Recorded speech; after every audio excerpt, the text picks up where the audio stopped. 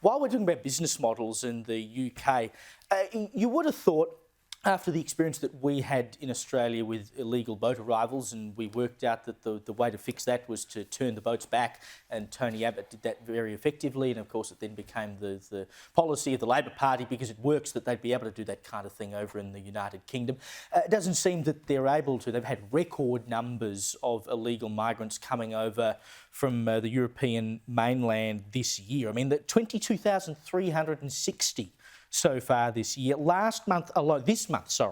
Just so far this month, 2,378 asylum seekers have arrived in the UK. And this fundamentally is happening, extra ones at the moment, because it's summer and so it's warm and so the conditions are better. So they're all making a mad scramble over there.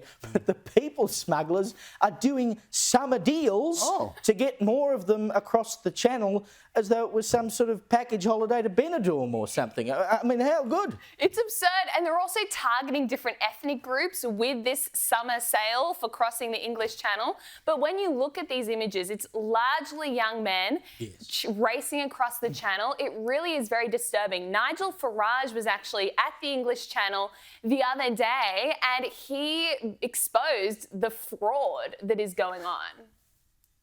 The dinghy has left the French beaches, been escorted over by the French Navy, and if we turn around we can see the Border Force vessel, and he's now waiting on the 12-mile line for the handover. Bear in mind, we've given the French 800 million quid since 2014. It's interesting.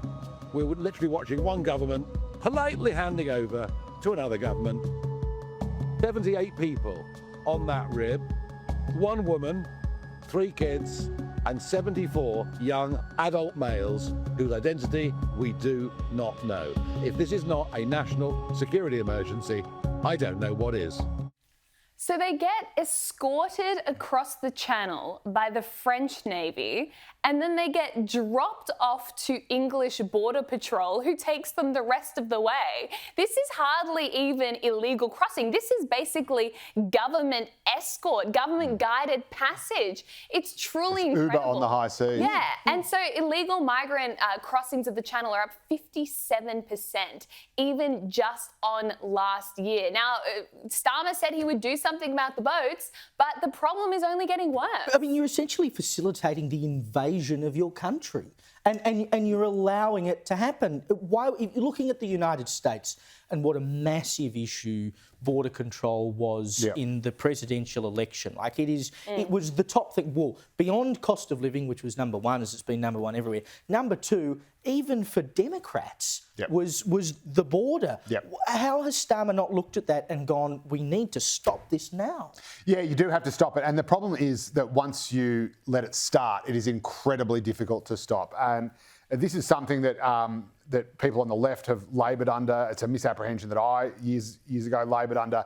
This idea that you're somehow doing something progressive or humanitarian by having open borders. It does the exact opposite. What it does is it prioritises people who are rich enough and fit enough to be able to make the dangerous journey and survive. And then claim that they're asylum. And that is overwhelmingly, as our friend Nigel Farage said, overwhelmingly young men, which leaves women and children back in the home country or a refugee camp, still facing persecution if we are to believe that they are legitimate asylum seekers, but without a breadwinner, without anyone to provide for them.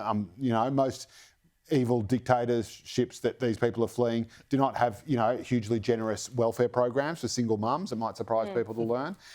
So you're actually doing the worst possible thing. And then if these people are taking an official quota, a set quota, as they do in Australia, of your humanitarian intake as a proportion of your overall migrant intake, then that means that every single visa they get is one you are not getting through the official UN program for, women and children who would normally be prioritised because they're more vulnerable, who are languishing in, refugee camps in Lebanon or Jordan or wherever with the last Syrian refugee crisis. Instead, you have other people who aren't even coming from those kind of war zones, who might be coming from somewhere like Sri Lanka, which was a really big intake number, but that's not what people have in their heads. Exactly. So one of the largest countries that people are coming from is Vietnam. I'm sorry, like you're not fleeing conflict in Vietnam. A popular tourist Aussies destination. go to Vietnam on holidays every year. And so I mean, there are a few legal challenges, of course. They're still in the European Commission on Human Rights, which is limiting what they can do.